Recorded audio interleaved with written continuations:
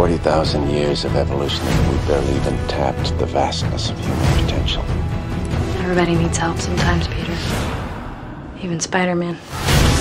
Crazy scientist turns himself into some kind of a monster. 4 mechanical arms. Hey, Parker. Whatever comes our way, whatever battle we have raging inside us, we always have a choice. I believe there's a hero in all of us. Gives us strength. What the hell was that? Hey. Selamat bergabung kembali di channel BB69.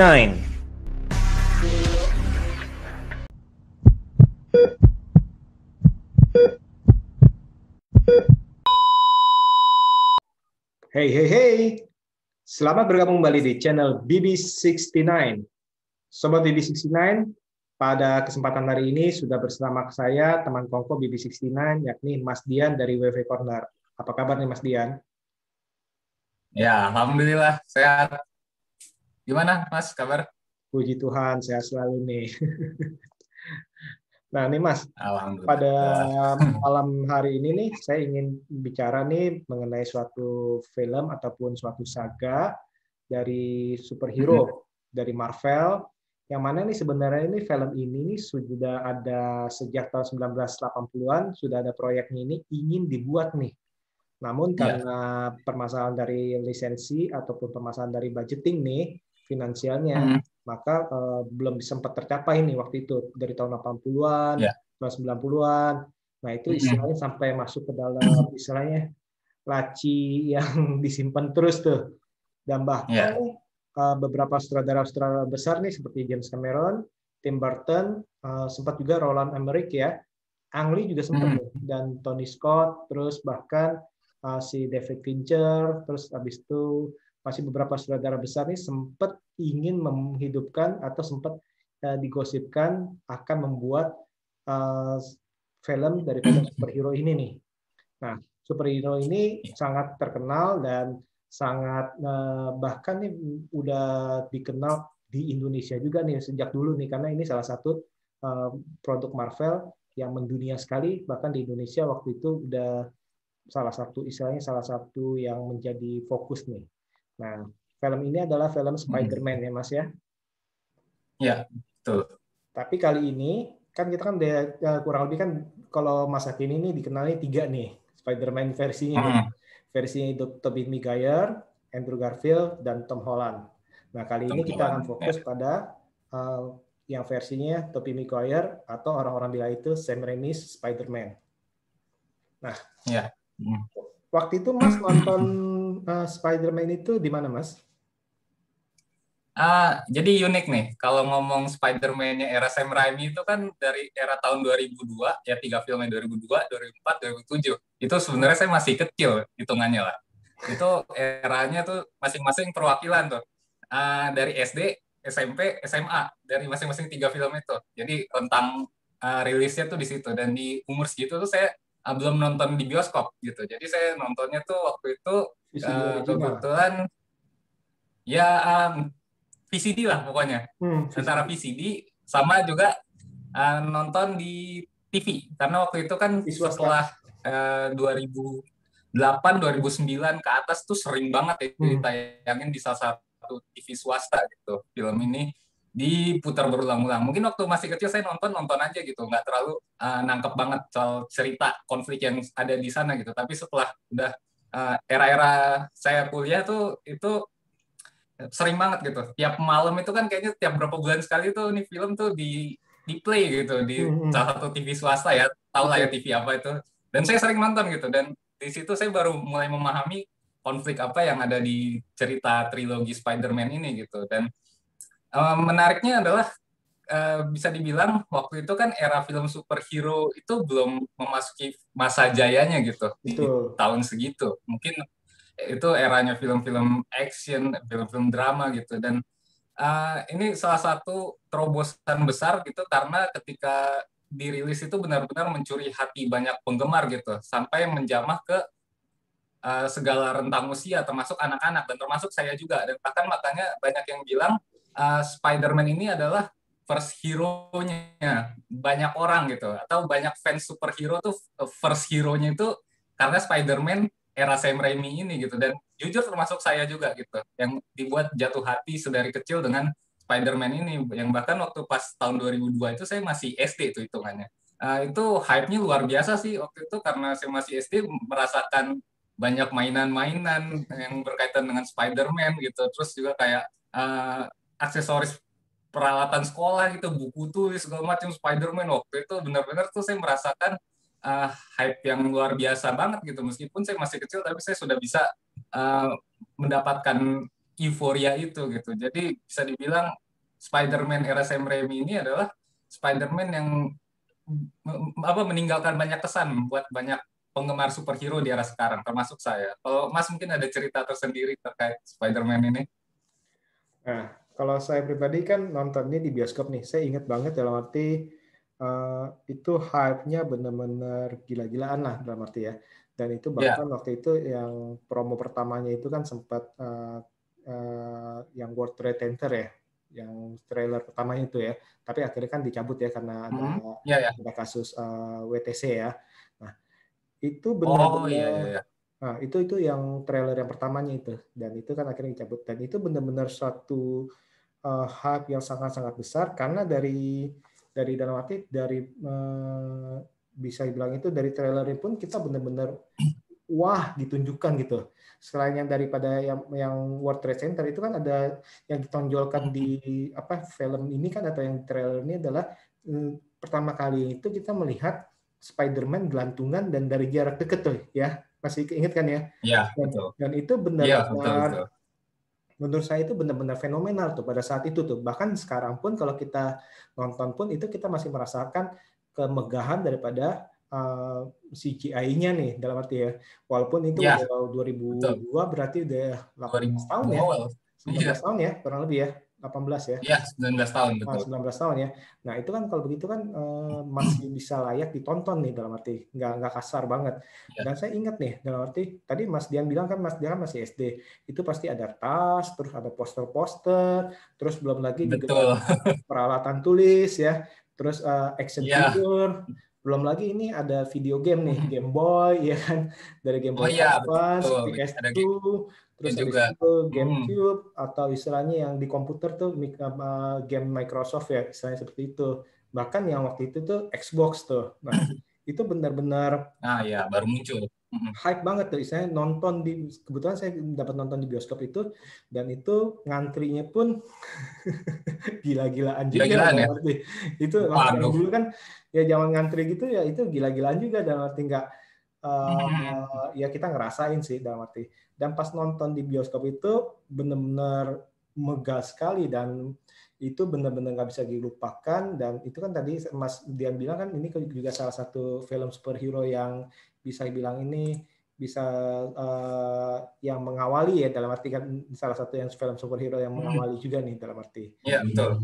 Sebelum orang-orang mengenal Captain America ya, mereka ini mengenal Spider-Man nih, jauh nih. Yang tadi saya bilang itu di Indonesia ini mungkin lebih mengenal Spider-Man daripada Captain America waktu itu ya, seperti itu. Dan ini benar-benar berarti dari segi ceritanya segala memang benar-benar menghibur seperti itu. Nah, kalau dari Mas Dian sendiri nih, kan akhirnya kan menonton ulang daripada saga ini ya, dari Spider-Man pertama, Spider-Man 2, dan Spider-Man 3 ya. Nah, apa yang Mas istilahnya yang Mas rasakan saat menonton ulang itu? Dalam itu sebenarnya ini kenapa sih film Spider-Man Sam Raimi ini tidak bisa istilahnya diremehkan? Bisa dibilang kan mungkin banyak film superhero itu bisa dibilang inspired by Spider-Man Sam Raimi gitu sampai sekarang gitu. Bahkan DC pun ke-trigger juga ya waktu itu dengan akhirnya membuat trilogi Batman yang akhirnya pun menjadi trilogi terbaik, salah satu trilogi terbaik di era superhero tahun 2000-an gitu. Jadi bisa dibilang Spider-Man era Sam Raimi ini bisa membawa kita melihat film superhero itu nggak bisa diremehkan.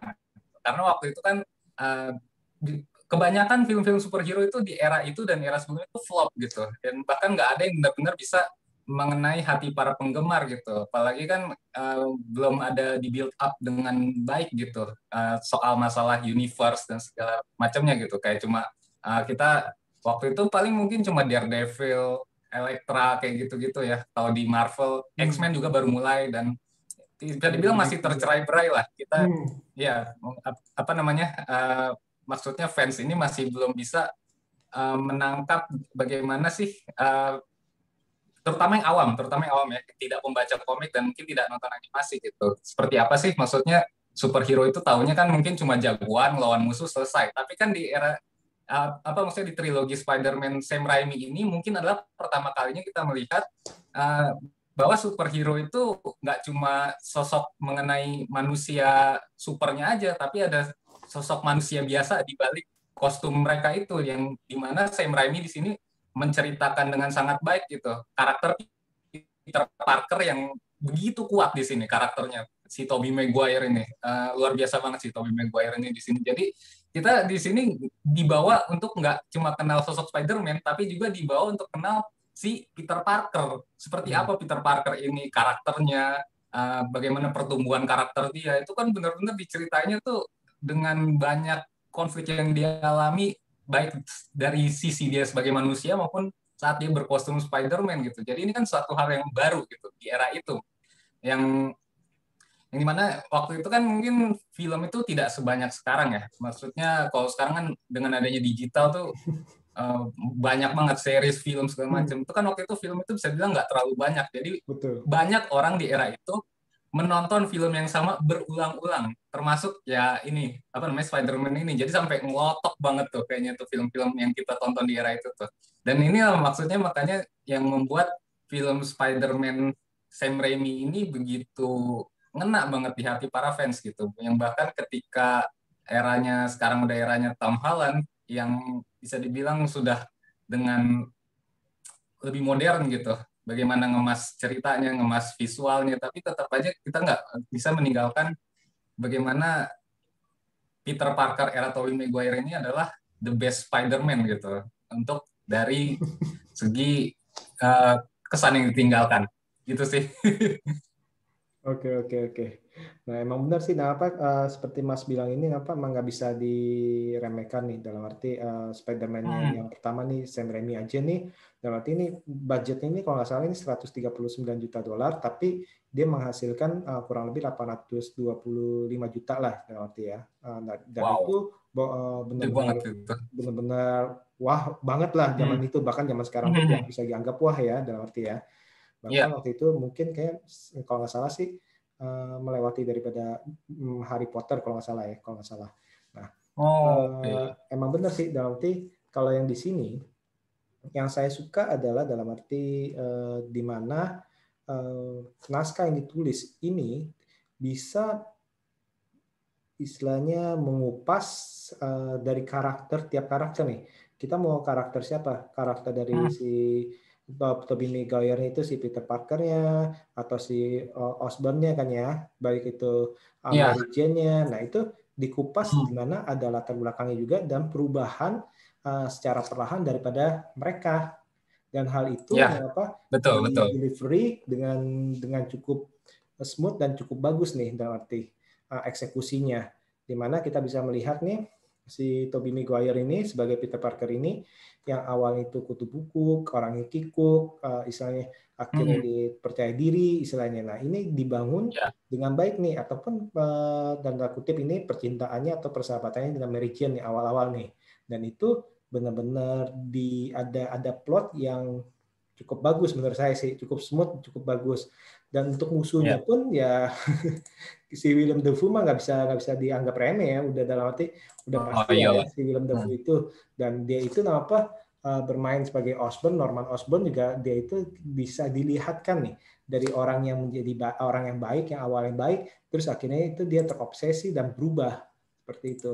Nah, yang saya suka daripada si Sam Raimi ini dia ada ciri khas signaturnya nih dari film-filmnya dia nih, karena dia kan juga terkenal sebagai sutradara atau produser film horor ya. Nah, di sini nih tiga filmnya ini nih Ini diselipkan nih, Mhm. diselipkan ciri khas horor-horornya dia itu yang istilahnya yang cukup tanda kutip kadang-kadang itu bagi beberapa orang terlalu berlebihan dalam arti dari sudut pandang pengambilan gambarnya, fokus ke Iya, iya. zoom-nya, istilahnya, terus habis itu mimik Hmm, wajahnya seperti iya. apa. Tapi ini justru itu yang menjadi ciri khasnya dia nih. Nah, bahkan kalau yang kita di beberapa sih, kalau yang di pertama kan kita lihat si perubahan daripada si Norman Osborn-nya kan. Terus yang kedua itu yang di film kedua itu yang pas Dokter Octopus tuh yang di apa yang nangkep-nangkepin para ilmuwan tuh, inget gak? Yang ditangkap-tangkepin para ilmuwan tuh yang sampai dia ditarik terus sampai kayak kukunya itu di lantai gitu.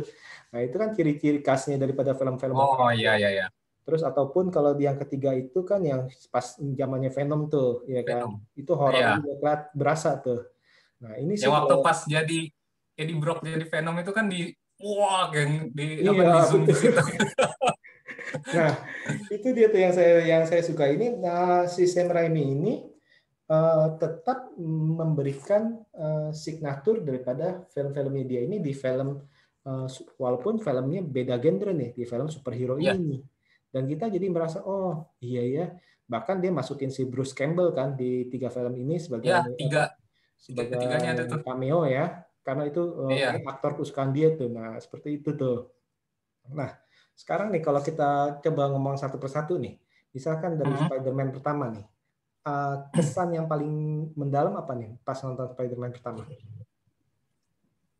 Kalau ngomong Spider-Man pertama, otomatis kan ini jadi origins-nya ya. Hmm. Pengenalan kita pertama kali banget lah. Mungkin bagi beberapa orang ya yang tidak membaca komik atau tidak nonton animasi, ini adalah kali pertama gitu mengenal bagaimana sosok seorang Peter Parker itu berubah jadi Spider-Man. Dan ini benar-benar diceritain dengan sangat baik gitu, di build up dengan baik banget penulisan naskahnya dan juga oleh Sam Raimi mendirectnya gitu. Gimana awalnya itu diperkenalkan, ini kan masih SMA ya awalnya, yang di apa tuh namanya si Peter Parkernya yang Sama si masih Flash. cupu banget dah di Nah, situ, betul. masih sangat-sangat nerd banget di situ, yang dia digigit laba-laba ketika itu juga dia mengalami perubahan. Itu waktu pas perubahan itu benar-benar berasa sebuah wow gitu bagi kita penonton tuh ngelihatnya, apalagi di era itu ya, itu di bridging dengan baik banget gitu sampai akhirnya dia mencoba mencari jati diri dia gitu. Ini kekuatan gua apa sih gitu, dia coba cari satu-satu kan, dia nyadar oh bisa nempel kayak gitu kan, yang dia ngalamin beberapa eksiden dulu kan, yang kata kayak waktu lagi ngejar bus itu tiba-tiba loh kok nempel ini ituan gua, tangan gua gitu. Terus dia coba manja, terus dia yang apa tuh nyoba jaringnya Shazam.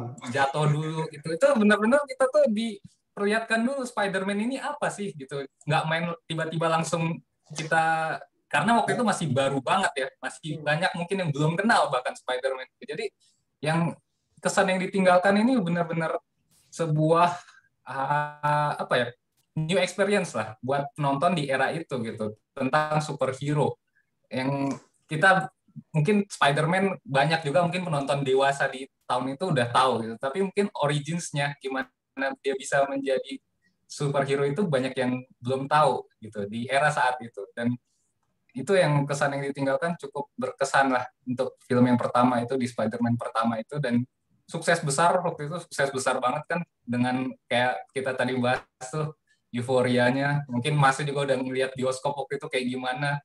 Kalau saya mungkin ngerasain euforia dari banyaknya aksesoris, mainan, peralatan sekolah dan lain sebagainya. Dan ya itu salah satu tonggak awal di mana superhero ini mulai mendapat hati penggemar para penonton film secara umum gitu.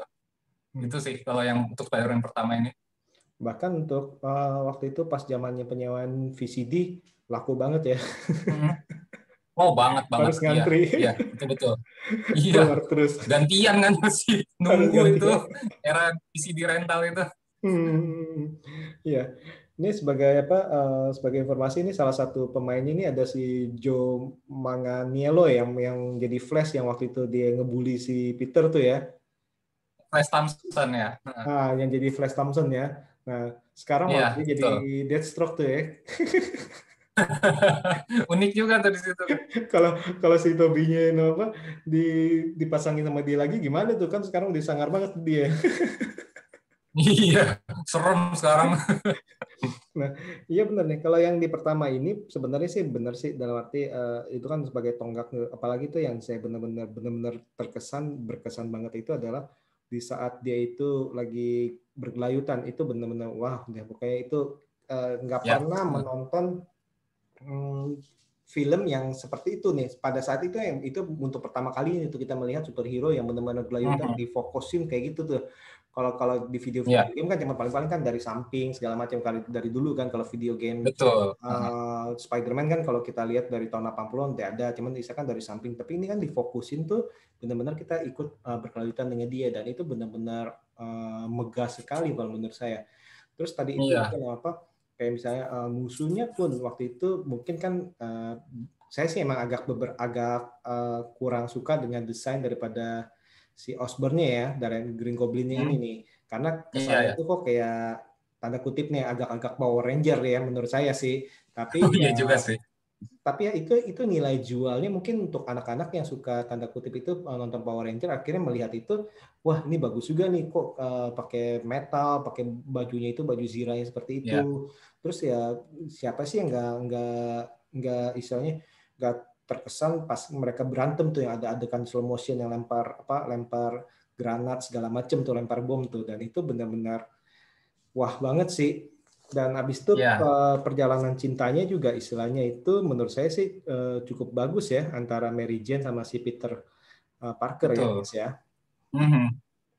Banget itu. Yang pertama itu kan bisa dibilang kita diperlihatkan Peter Parker ini kayak semacam beda kasta gitu sama si Mary Jane awalnya ya. Yang Mary Jane itu ya kayak jadi idola para pria gitu, sementara Peter Parker sendiri adalah orang yang nggak berani gitu untuk memulai hubungan asmara itu dia karena emang bawaannya nerd gitu di kehidupan sehari-hari sampai ada pertumbuhan karakter dia tuh sampai akhirnya berani untuk bisa ngobrol sama Mary Jane. Di situ kita kayak porsinya tuh kebagi rata gitu antar itu semua gitu, antar si Norman Osborn-nya, antar dari Peter Parker-nya sendiri dengan hubungan keluarga dia dengan Aunt May, terus juga Uncle Ben. Di situ kan kalau Spider-Man pertama itu ini ya apa namanya diperlihatkan lah semuanya itu masuk hubungan asmaranya. Dan kalau untuk Spider-Man pertama nih, mumpung masih bahas Spider-Man pertama, jangan lupa di sini ada sebuah quotes yang sangat melegenda sampai sekarang ya, with a great power comes a great responsibility. Itu sampai sekarang tuh legendary banget itu, sampai sekarang tuh benar-benar bahkan masih sering gitu entah dipakai buat motivasi-motivasi, video motivasi atau meme-meme gitu. Itu benar-benar sebuah kalimat yang singkat tapi benar nggak sia-sia gitu. Sam Raimi menaruh kalimat itu sampai sekarang bisa legendary banget gitu. Itu kalimat itu. Nah itu dia tuh, kenapa itu salah satu quotes yang mungkin sampai akan dipakai terus nih, berarti mau dalam dalam seminar-seminar motivasi istilahnya itu pun dipakai bukan hanya sebagai superhero aja. Pasti. Dan itu akan diterapkan. Nah, tadi Mas juga sempat ngomong apa? Salah satu yang bagusnya adalah ini dibangun nih. Ini saya ingat banget sih pas Spider-Man itu mencoba untuk swing ya, dalam arti dia sampai yang apa tuh up and apa terus atau Shazam ada apa dan misalnya dia nggak langsung bisa gitu. Dan sebagai catatan aja di Spider-Man yang untuk versi Sam Raimi ini jaringnya itu adalah jaring dari dalam dirinya si Peter ya, organik dia. Itu bukan jaring buatan yang di Garfield ataupun di Holland. Jadi ini cukup istilahnya cukup berani sih dalam arti dia mengambil versi yang seperti berani, ini. Betul. Dan ini memang nanti akan nyambung yang kedua tuh, dalam arti nanti akan diceritakan tuh di mana dia ada masalah segala macam kan ya. Nah, ini kan yang pertama nih. Yang pertama juga keren sih ya overall ya. Nah, sekarang kalau yang kedua gimana nih Mas? Wah, yang kedua bagi saya dan juga mungkin bagi banyak orang, film Spider-Man 2 itu bisa dibilang one of the best superheroes movies ever lah. Salah satu film superhero terbaik sepanjang masa itu Spider-Man 2. Saya pun merasakan hal itu gitu. Dan mungkin bagi saya pribadi ya mungkin masuk top 3 lah Spider-Man 2 ini film superhero terbaik sepanjang masa gitu. Yang dimana kalau Spider-Man pertama mungkin kita lebih ke originsnya aja, pengenalan gimana seorang Peter Parker berubah jadi Spider-Man. Tapi di yang kedua ini konfliknya kan lebih dalam gitu. Kita dibuat melihat bahwa menjadi superhero itu tidak seindah dan semudah itu loh gitu. Nggak seperti yang ada di komik-komik loh. Ceritanya nggak seindah itu loh. Yang dimana Peter Parker di sini yang baru lulus SMA amat sangat kesulitan membagi waktu. Itu dulu, membagi waktu antara kuliahnya dia, terus juga dia mesti kerja part time, terus juga tugas superhero-nya nggak lupa, di mana dia juga harus menjaga hubungan sosialnya, plus juga dia masih mengejar Mary Jane di situ, ya kan belum jadi di awal film kan belum jadian gitu, yang bahkan semakin membuat dia terluka itu ketika Mary Jane dipinang sama itu waktu itu jenderal ya kalau nggak salah tuh, yang anaknya si Jonah Jameson, ya kan, yang itu benar-benar membuat Peter itu berkecamuknya luar biasa tuh, yang di film Spider-Man kedua itu, yang sampai dia kehilangan kekuatannya kan karena dia mengalami masalah psikologis tuh, yang jaringnya nggak keluar di tengah-tengah pertarungan itu. Spider Sense-nya juga jadi hilang gitu kan, yang dia mesti pakai kacamata lagi, bahkan itu benar-benar diperlihatkan bahwa beban psikologis menjadi superhero itu nggak mudah gitu. Yang di Spider-Man 2 ini diceritain banget gitu. Sisi dropnya dia sampai akhirnya dia bisa bangkit lagi, itu gimana, itu keren banget sih kata saya tuh. Yang di beberapa scene adegan pun Spider-Man 2 itu meninggalkan banyak kesan yang ini ya sampai sekarang memorable gitu, legendary. Kalau mungkin tadi saya ngomong yang quotes gitu, tapi di Spider-Man 2 jangan lupa tuh yang Peter Parker nahan kereta itu sampai sekarang pun jadi satu scene yang ini ya sampai sekarang tuh dikenang orang banyak gitu. Yang bahkan di film Spider-Man Into Spider-Verse tuh, yang film animasi juga kan diperlihatkan lagi tuh. Dan di Spider-Man-nya Tom Holland yang pertama itu Homecoming ya, itu kan kayak ada tribute gitu buat si Peter Parker, Tobey Maguire tuh, yang dia nahan kapal itu kan sedang tribute buat dia yang nahan kereta itu. Dan asli sih ini bisa dibilang itulah sesuai dengan apa yang saya bilang di awal, itu salah satu film superhero terbaik sepanjang masa untuk Spider-Man 2 ini, dan saya termasuk yang suka banget gitu. Bahkan mungkin kalau rewatch lagi sekarang saya nggak akan bosen gitu untuk film Spider-Man kedua ini. Iya betul. Itu salah satunya juga yang memorable emang yang adegan kereta itu ya, apalagi kan berarti yang saat para penumpang itu melihat he just a boy, istilahnya seperti orang-orang yang iya betul. Dalam arti ternyata Spider-Man itu ya seperti istilahnya anak kita, atau istilahnya seperti tetangga kita. Dia ini ya orang biasa seperti kita nih, istilahnya seperti itu ya. Iya. Dan yang tadi itu yang saya notice itu yang paling berkesan tuh adalah di saat si Peter Parker itu membuang bajunya, dalam arti meninggalkan kesukaannya. Betul. Dan dalam arti ada adegan yang lucu sih, dalam arti pas dia hidup normal, habis itu lagi jalan, tiba-tiba dia melihat kejahatan tuh, dalam arti ya.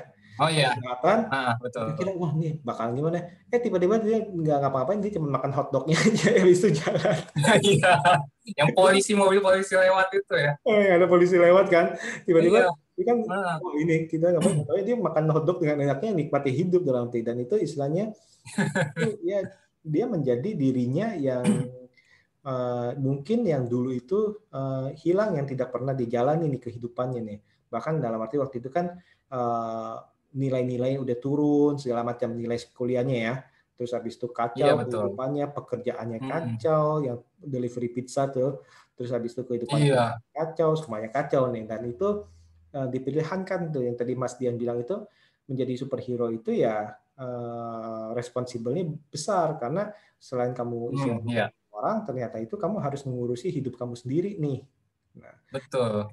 Kadang-kadang itu kalau saya tangkap dari kesannya itu adalah percuma kamu istilahnya bisa dalam arti membereskan permasalahan orang, tapi sebenarnya hidup kamu itu nggak beres. Nah itu menurut saya sih itu tuh gimana mencari keseimbangan antara kehidupan pribadi dengan tugasnya dia sebagai superhero, dan itu benar-benar dijalankan di film ini dengan cukup baik sih ya. Nah, terus kan nanti kan ada musuhnya nih, dalam arti si Dr. Octo nih ya, yang terus habis itu belum lagi si Harry ya. Si Harry kan juga Harry Osborn. wah, ini ternyata ini si Spider-Man yang ngebunuh bokap gua, istilahnya gitu ya, tanda kutip nih. Yang bokap gua mati nih. Nah, itu antara Harry jadi agak-agak gimana sama Spider-Man, terus habis itu ada si Dr. Octopus nih, dan ini nih musuhnya ini menurut saya sih upgrade daripada sebelumnya, baik itu dari kemampuannya maupun dari visualnya. Berarti kita bisa lihatin tuh tangannya tuh, maksudnya dengan CGI-nya dengan pakai mekaniknya itu tuh kan, itu kan digerak-gerakin tuh ya, dan itu benar-benar keren banget itu.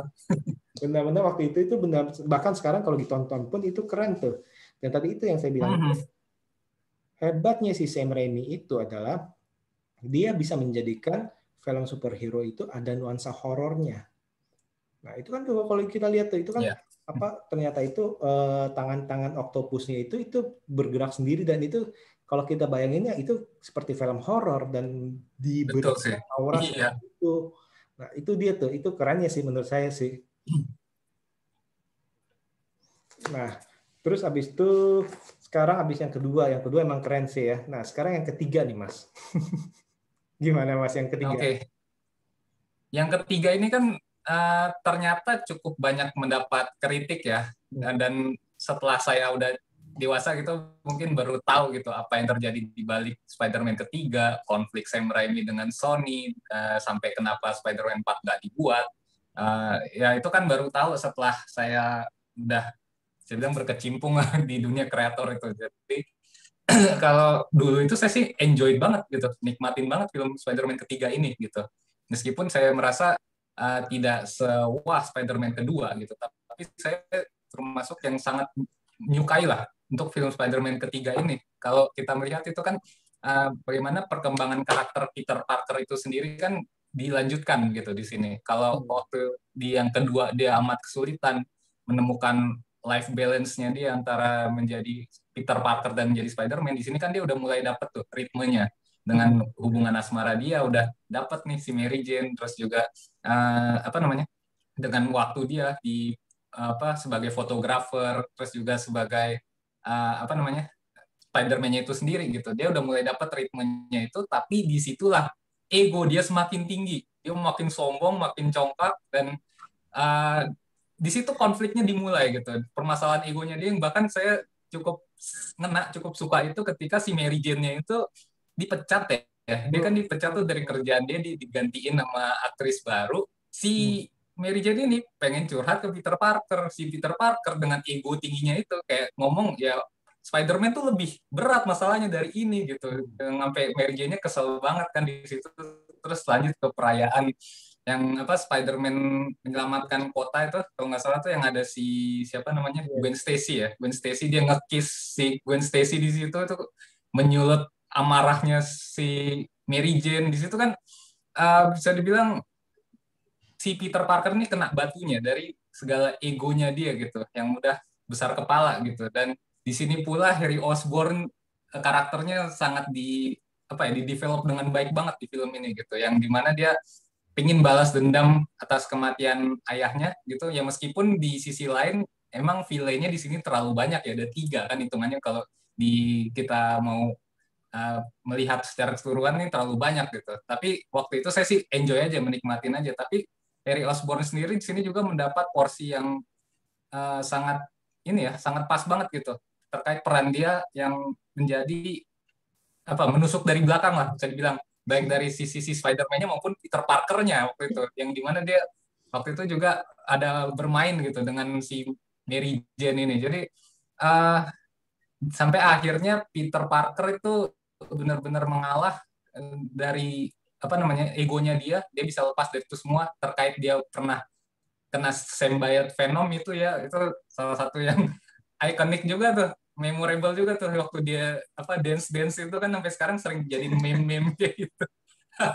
Itu lucu sih. Tapi di situ kan bisa dibilang karena pengembangan karakter Peter itu sendiri yang amat sangat bisa digambarkan dengan baik oleh Sam Raimi, bisa setelah dia mengalami segala hal yang membuat dia drop itu karena kecongkakan dia balik lagi jadi Spider-Man di akhir dan dia ngelawan 2 musuh di situ.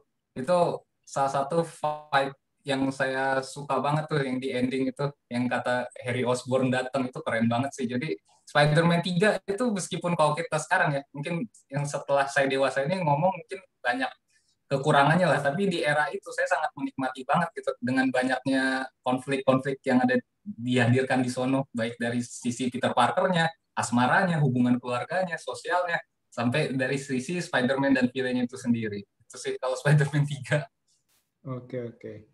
Oh, ini udah bergabung sama kita nih Mas Gugus ya? Mas Gugus. Oh, ada gabung. Oh, mungkin dia lagi sibuk nih. Mas Gugus. Oke. Oke, nggak apa-apa. Halo.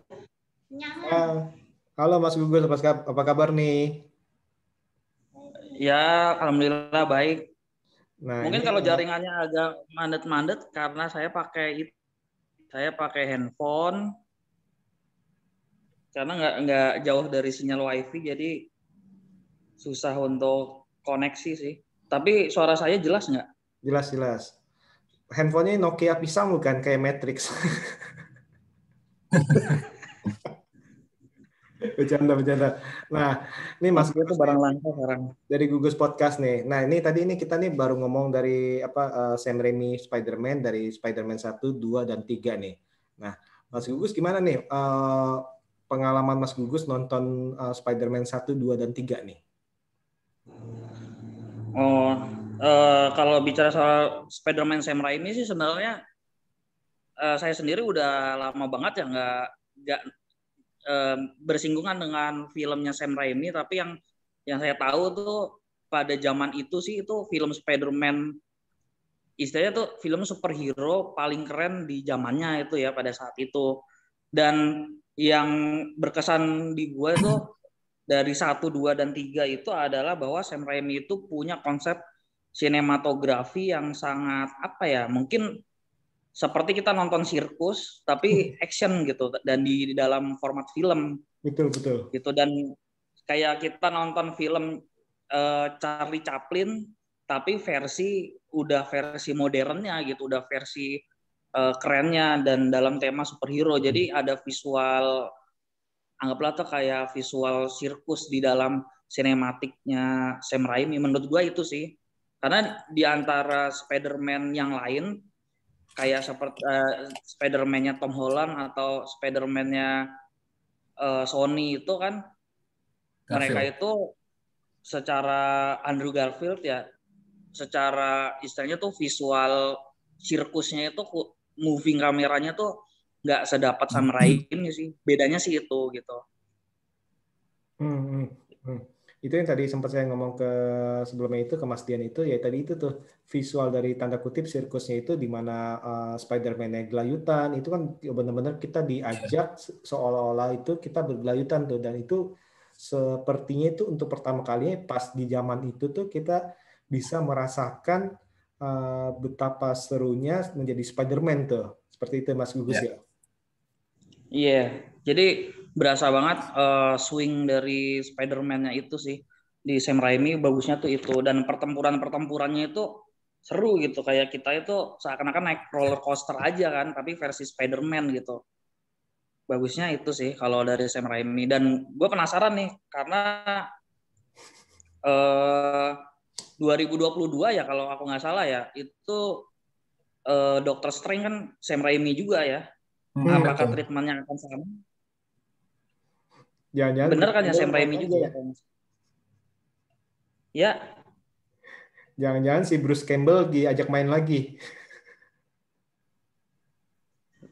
Nah makanya nih kita penasaran nih, ada visual istilahnya moving kameranya sama kayak trilogi Spider-Man-nya Sam Raimi atau enggak. Nah itu juga penasaran. Terlebih kan Sam Raimi ini memang ahli di dalam atmosfer horor kan. Setuju. Nah itu yang tadi saya bilang ke Mas Dian juga sebelumnya itu bahwa ciri khas dari Sam Raimi itu sebagai tanda kutip itu baik itu sutradara maupun produser film horor di ketiga film ini ada nih dari yang film pertama si Norman Osborn-nya berubah jadi Green Goblin tuh kita lihat tuh ciri khasnya dalam arti muka-mukanya di shoot, di zoom segala macam atau perubahan-perubahannya itu karakternya, saya ketawanya seperti apa. Terus yang di kedua itu di mana tangan-tangan si Doc Ock-nya itu mengincar daripada ilmuwan yang di dalam laboratorium tuh. Terus yang ketiga itu kan di mana Venom itu berubah menjadi suatu monster. Nah, ini ciri khasnya dan monsternya ini atau hantunya ini atau horornya ini nih masih ada nih. Yang nanti orang-orang sangat berharap nih di Doctor Strange nanti ini ciri khas horornya pun itu akan diadakan lagi sih. Ya Mas ya. Nah, tadi itu kan balik ke yang ketiga, ya saya pribadi sih jujur sih pas saya pertama kali nonton tuh saya cukup kecewa sih dalam arti mungkin saya terlalu berekspektasi tinggi kali ya dalam arti dengan kemunculan Venom ternyata Venom itu hanya sekedar seperti itu dan bahkan saya sempat saking kecewanya itu waktu itu abis dari nonton bioskop saya nggak pernah nonton lagi dalam arti nggak mau nonton lagi sampai akhirnya mungkin baru beberapa tahun belakangan ini saya mencoba menonton ulang nih, dalam arti mencoba untuk bisa menerima. Karena kalau waktu itu tuh biasanya itu pas baru mau nonton, baru berapa menit saya matiin, karena udah malas nonton saya dalam arti. Tapi sekarang ini saya ternyata udah bisa rewatch lagi dan mungkin bisa lebih menerima dan bisa lebih enjoy sih. Karena kan kita tahu memang tadi Mas Dian bilang itu di Spider-Man 3 ini memang ada permasalahan istilah antara produsernya dengan si Sam Raimi-nya nih perbedaan nih. Iya betul. Si produsernya minta harus ada Gwen Stacy, terus si produsernya minta masuk Venom deh dalam arti. Nah itu kan sebenarnya kan akhirnya kan nggak maksimal nih kalau kita lihat emang benar perannya Gwen Stacy juga istilahnya kesannya itu kayak nggak terlalu kita inget lah berbeda dengan The Amazing Spider-Man berarti ya. Dan itu memang akhirnya itu ya kalau ada campur tangan dari sang penguasa ya biasanya sih emang kacau sih seperti Justice kemarin ya. Iya. Dan itu juga yang bikin project film Spider-Man keempat akhirnya kan batal ya. Sam Raimi ini iya. Sampai akhirnya mesti diribut ulang dengan The Amazing Spider-Man. Jadi waktu itu Sony bisa dibilang seperti Warner Bros sekarang ini bisa dibilang berkecamuk di mereka sendiri, di petinggi-petinggi mereka sendiri gitu. Yang sayangnya waktu itu Spider-Man itu waktu itu sudah bilang kan lagi masa jayanya banget tuh sampai tahun 2007 Spider-Man ketiga ini, tapi ya sudahlah. Dan pada akhirnya ini menjadi satu trilogi yang legendary banget gitu buat fans Marvel secara overall lah. Nah, ini Mas Gugus nih, mau nanya nih Mas Gugus ya.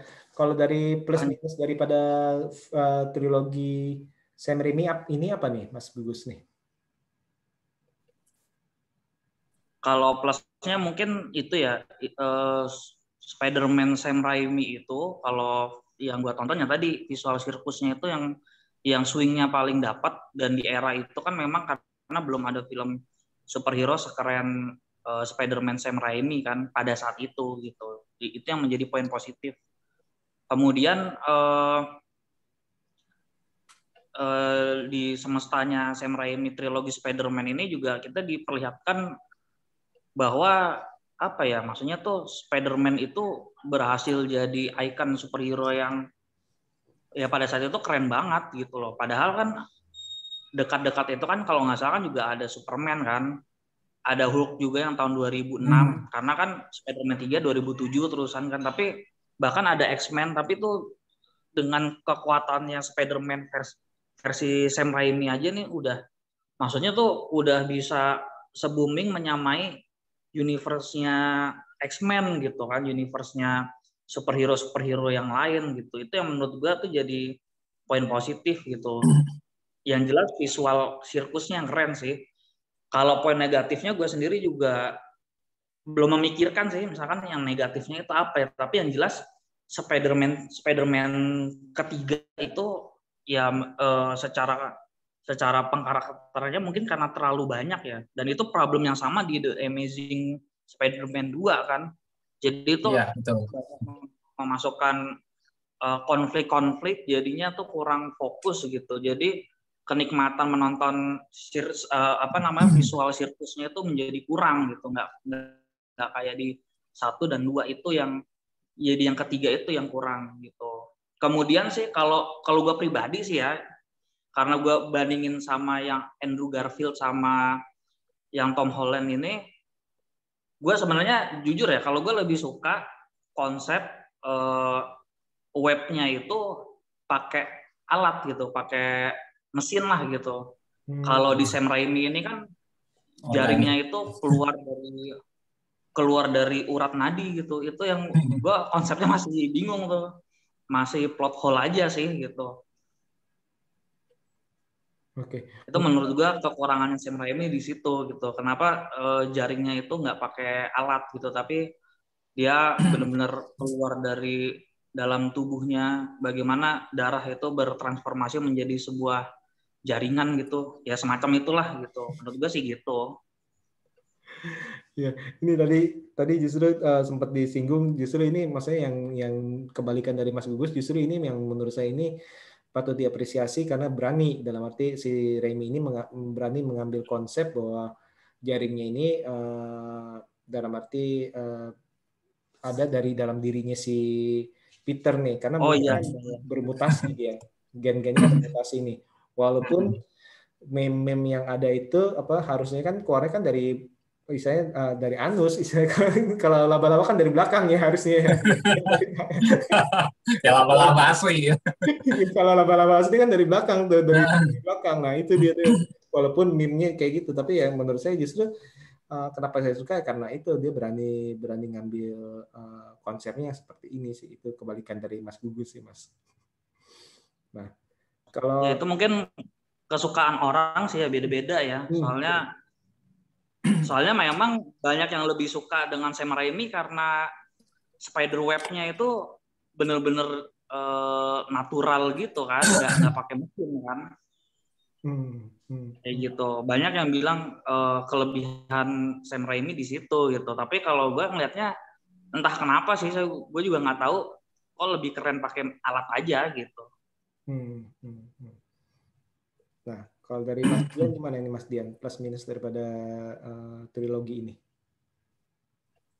Kalau ngomong plus minus, otomatis kayaknya sih lebih banyak plusnya kalau yang saya bisa jabarkan gitu. Karena mengingat masa saya menonton di saat itu adalah bisa bilang masih sangat muda banget saya gitu, dan sangat-sangat tidak kritis terhadap film. Jadi ketika saya udah suka terhadap satu film, wah saya nikmatin banget totally gitu. Jadi kalau untuk plusnya sendiri, otomatis seperti yang udah disinggung di awal tadi, gimana Sam Raimi bisa mendevelop karakter Peter Parker di sini dengan sangat seimbang antara sisi dia sebagai manusia dan juga manusia supernya itu sebagai dia saat berkostum Spider-Man. Tapi juga jangan dilupakan di sini bahwa banyak karakter-karakter lain yang memiliki running time dan screen time yang pas untuk bisa meninggalkan kesan di hati para fans gitu. Contohnya adalah si J. Jonah Jameson. Betul. Ini kan kuat banget karakternya tuh. Si J.K. Simmons itu nggak ada yang bisa gantiin gitu. Sampai sekarang sosok ngeselinnya dia itu yang sampai meme-memnya tentang J. Jonah Jameson itu masih bertebaran gitu sampai sekarang gitu. Karakternya itu kan kuat banget gitu. J. Jonah Jameson di sini, terus juga Mary Jane-nya juga si Kirsten Dunst otomatis juga sebagai love interest Peter Parker bisa dibilang meninggalkan kesan tersendiri lah, terutama untuk mungkin ketika kita cowok-cowok nonton, kita kayak bisa merasakan perjuangan Peter itu ngedapetin si Mary Jane ini dari 3 film itu gimana sih gitu. Kita kayak ngelihat perempuan yang kita perjuangin, karakter dia, sifat dia, perubahan dia gitu. Kayak kita bisa begitu dekat lah gitu dengan film ini gitu. Dan juga selain mereka ya, juga karakter-karakter sampingan di sini bisa meninggalkan kesan juga gitu. Salah satu contohnya kan kayak si ini nih, yang pemilik kosan itu tuh, Ditkovich itu kan juga meskipun singkat tapi kita bisa ingat gitu dengan perannya dia tuh, yang dia marah-marah ke Peter, terus yang di Spider-Man ketiga dia balik juga si Peter yang lagi ada symbiote Venom, dia balik bentak si Ditkovich ini gitu. Meskipun singkat tapi ada kesan yang bisa ditinggalkan dari karakter sampingan yang kayak anaknya si Ditkovich itu yang perempuan yang kurus itu juga, yang dia naksir si Peter, yang dia ngasih kue gitu kan, kayaknya meskipun singkat gitu tapi bisa meninggalkan sebuah kesan tersendiri lah gitu. Jadi banyak karakter yang bisa dibilang nggak maksudnya dipikirkan dan dikerjakan dengan matang gitu untuk dari segi develop karakternya gitu, untuk plusnya. Dan juga mungkin jangan dilupakan juga kalau Spider-Man tiga film Spider-Man ini bisa menjangkau banyak ini ya, apa namanya, penggemar gitu, penggemar baru di era saat itu gitu, karena film superhero belum memasuki masa jayanya seperti kita bahas di awal. Waktu itu saya juga melihat Sony ini selaku studio ini bisa dengan maksimal mempromosikan Spider-Man ini nggak cuma dari sisi filmnya, tapi juga soundtracknya. Soundtracknya itu Betul. kan waktu itu cukup booming tuh, Sum 41. Waktu itu lagi era-era jayanya MTV juga tuh. Itu main tuh, masuk di situ. Sum 41, terus juga untuk pasar Asia bahkan kita patut mengapresiasi ya band Indonesia mengisi soundtrack itu di Spider-Man pertama dan Spider-Man kedua. Untuk Spider-Man pertama itu ada Riff ya, Riff itu band dari Bandung mengisi lagu Dunia, itu waktu itu juga booming juga. Terus juga Spider-Man kedua Edane untuk turut mengisi juga. Jadi bisa dibilang euforia yang kita rasain tuh benar-benar luar biasa banget di era saat itu gitu. Yang nggak cuma dari sisi filmnya, tapi juga dari segi game juga ada. Kayak tadi kita bahas aksesoris, atribut, dan bahkan sampai ke ranah musik juga gitu. Kita sampai merasakan banyak hal gitu di Spider-Man ini. Makanya bisa dibilang kayak saya di awal banget tadi bilang ini adalah first hero-nya banyak orang gitu, banyak penggemar gitu. Jadi makanya untuk plusnya saya mengambil sudut poin dari situ, tapi kalau untuk minusnya saya kayaknya sama kayak Mas Gugus, agak kesulitan sih. Karena kayak tadi saya bilang gitu, saya tidak cukup kritis ketika menikmati 3 film Spider-Man ini gitu. Ketimbang mungkin filmnya baru muncul sekarang, saya baru nonton, mungkin beda cerita gitu. Tapi mungkin ya hampir-hampir sama seperti Mas Gugus tadi bilang, karakter di Spider-Man 3 itu terlalu banyak yang sampai pada akhirnya ini ya apa, jadi cukup kita agak sedikit kebingungan gitu dengan porsi-porsi mereka masing-masing gitu. Ada Eddie Brock, Venom itu sendiri, terus juga ada si Gwen Stacy yang harusnya bisa dapat porsi yang lebih gitu, sebagai dia kan love interest-nya Peter Parker juga yang selain Mary Jane gitu. Dan di mana karakter-karakter lain juga mesti dapat porsi lebih gitu, seperti Harry Osborn, terus juga masih ada bayang-bayang Norman Osborn. Jadi mungkin saya kalau kekurangan lebih ke yang Spider-Man ketiga aja. Kalau Spider-Man kedua kan saya tadi bilangnya salah satu film superhero terbaik sepanjang masa gitu. Jadi saya mungkin lebih ke yang situ aja. Kalau untuk jaring sendiri pada akhirnya nggak terlalu menjadi masalah buat saya, sama kayak ini Mas Setiawan, meskipun agak merasa aneh gitu dan cukup kontroversial di saat itu, tapi ya sudah bisa menjadi sebuah plot yang dibangun dengan baik lah gitu. Waktu pas Spider-Man kedua ketika dia kehilangan kekuatan, otomatis jarinya nggak muncul. Jadi itu ada satu manfaat juga di situ. Jadi kalau untuk segi minusnya paling cuma di Spider-Man ketiga aja sih. Kalau plusnya ya tadi poin-poin itu tadi. Ya, Spider-Man 3 mungkin saya harus memaafkan karena ya anggap aja itu permasalahan antara produser sama sutradara ya. Jadi nggak bisa dipaksain, sama aja kayak kita nonton film Joss Whedon ya. Nah, betul sih. Ya. Emang kalau film ini sih menurut saya ini emang benar-benar banyak positifnya nih, karena dalam arti ini salah satu contoh saga di mana penulis naskahnya itu karakternya itu nggak disia-siakan, maksudnya satupun, dalam arti mau karakter apapun istilahnya, mau karakter yang cuma tadi itu anaknya daripada bapak kosnya atau bapak kosnya itu meninggalkan kesan sedikit banyak, ataupun si Campbell yang jadi penjaga pintu opera lain itu ada kesan-kesan entah kenapa tuh itu si Sam Raimi ini bisa membuat sebuah tontonan di mana segala sesuatu itu ada porsinya dan benar-benar diingat tanpa tersia-siakan seperti itu. Nah, betul. Sekarang nih sebelum kita tutup nih, kira-kira nih apa yang ingin disampaikan Mas Gugus sama Mas Dian ini kepada orang-orang yang belum pernah nonton nih film saga Sam Raimi ini, karena mungkin mereka melihat, wah ini mah udah film kurang lebih 18 tahun istilahnya ya, kan 2002 kalau nggak salah yang pertama ya. Udah 18 tahun ya, ini film tua banget nih, ngapain gue tonton? Nah, kira-kira apa nih yang ingin disampaikan oleh Mas Gugus nih terhadap penonton yang belum pernah nonton nih, pendengar yang belum pernah nonton saga Sam Raimi ini untuk mencoba menontonnya? Oh ya, sebelumnya belum nyapa Mas VW. Halo Mas VW. WV. WV Oh, WV, sorry. Iya, iya, iya. Salam kenal, Mas. Salam kenal. Ya. Kalau Mas Bibi mah sudah sering ya. Udah lama kita nggak ketemu Mas Gugus. Iya. Cuma lama nggak ketemu udah berewokan aja Mas Bibi. Iya. Terakhir masih polos ya. Oke. Oh ya, sebelumnya sorry ya telat. Bukannya telat karena emang dadakan. Tapi ya nggak apa-apa karena menikmati Spider-Man ya. Kalau pesan dari gue sih mengenai film ini, jadi sebenarnya kan film bagus itu nggak terkait masalah zaman ya. Kayak misalkan mungkin tahun 20-an film-film bagus ya tetap aja film bagus karena kan yang kita lihat itu kan ya banyak aspek ya selain dari aspek teknisnya. Tapi menurut gue kalau kita lihat tahun 2002, 2004 sama tahun 2007 ya, itu adalah satu film dengan sinematografi di zamannya yang cukup keren sih gitu. Kerennya itu menurut gua nggak hanya cuman CGI pada saat itu juga, yang bisa kita nikmati dari film Spider-Man yang Sam Raimi ya tadi visual sirkusnya itu yang menurut gua itu yang komposisi istilahnya komposisi sinematiknya itu yang mungkin belum tentu bisa kita nikmati di film-film yang lain gitu. Ya walaupun film-film yang lain punya style aksi moving kameranya sendiri, tapi Sam Raimi ini punya khas lah. Itu yang membuat kalau misalkan ada mungkin generasi yang belum nonton film Spider-Man-nya Sam Raimi, menurut gua yang menarik di situ gitu. Bagaimana film tahun 2002, 2004 itu bisa menciptakan moving kamera sekhas ini gitu. Itu sih menurut gua sih. Oke. Nah, kalau dari Mas Dian gimana Mas Dian?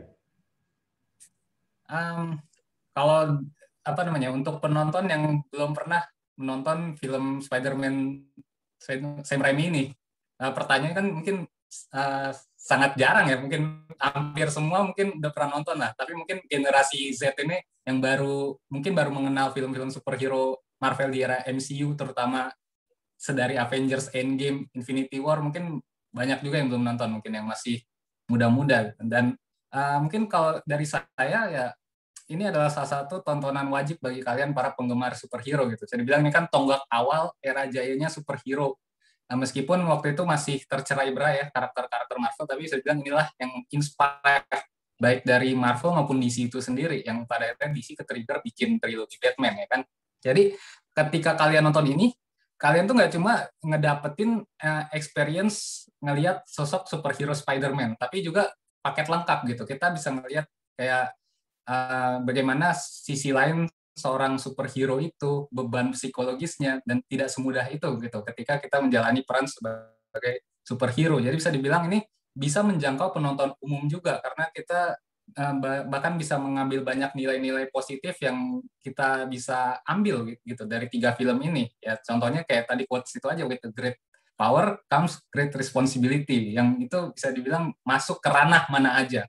Yang bisa dibilang mungkin yang sering dimotivasi itu kan kayak kita yang pengen mulai bisnis usaha, coba nonton trilogi Spider-Man gitu. Kan bisa juga gitu. Kita kalau ketika udah punya kekuatan, jangan angkuh, jangan sombong, nanti gimana.